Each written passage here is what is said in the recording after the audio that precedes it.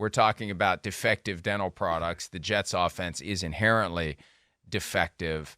I thought they'd win just because the Chargers do Chargers things. I'm very impressed that the Chargers have managed to go a couple of weeks without being the Chargers. And the Rosanna Dana, it's always something. They keep winning.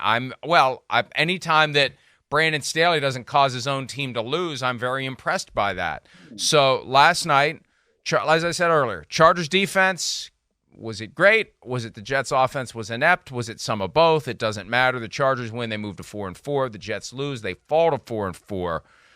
8 sacks, 3 takeaways, no touchdowns allowed.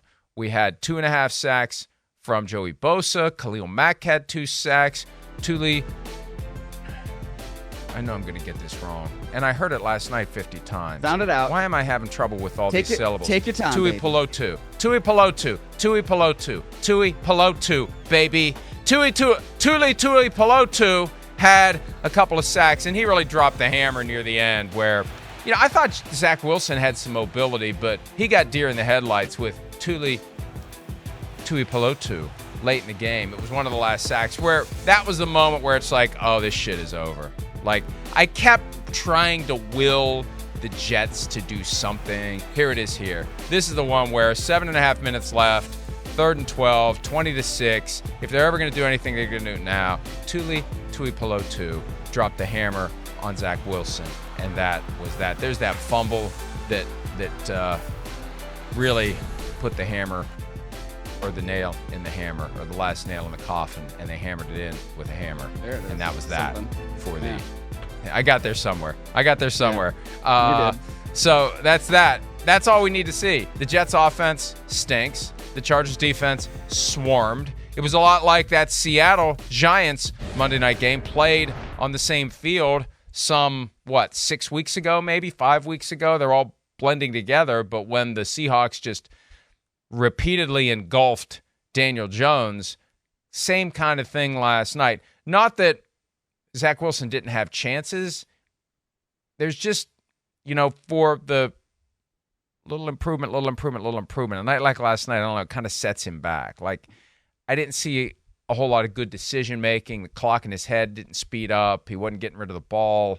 He had a couple of throws that were like, oh, hey, maybe we got something here. But for the most part, I really do think it was a healthy combination of Zach Wilson not having a great night and the Chargers defense putting it together for one moment because everyone was healthy for a change. And we'll see how long they can keep these guys healthy. If they can keep them healthy, they can keep playing like that, maybe. Well, as one of my really good friends likes to say, sometimes things are a little column A and a little column B. And so if we want to say, yeah, it's the Chargers defense or yeah, it's the Jets offense, I think it's a combination of both that then adds up to what we saw last night. Because it's not like the Chargers defense is not talented, right? We know that they've got players that can be elite when we're talking about Khalil Mack, when we're talking about Joey Bosa, when we're talking about Derwin James. But let's remember that they came into this game and this week rated number 32 against the pass, right? And they're only 32 teams, so that means they're dead last. And I'm sorry, but when we've got an offensive combination that is Nathaniel Hackett designing and calling plays, an offensive line that is an absolute mess, and Zach Wilson, who is in year 3, but cannot competently run an offense at an NFL level, this is the result you're going to get. It's a mess. It's bad. It's not good. And I don't really know where we want to start to blame people or end the blame with people. But to me, it's a combination of all three things coming together and making it so that it is just very, very, very hard to watch the Jets play offense. I don't even know where to begin or end with this because it's that bad. And so, people were in my mentions last night talking about, oh, you need to cut Zach Wilson some slack. Why? This is a third-year quarterback. He's not a rookie. I'm sorry, okay? I'm not cutting Nathaniel Hackett slack either for designing a poor offense to go against the number 2 passing offense, okay? I'm not giving the offensive line that much slack either because they're professionals and they get paid. So, it's really, really hard to watch when a team goes out there and looks like that.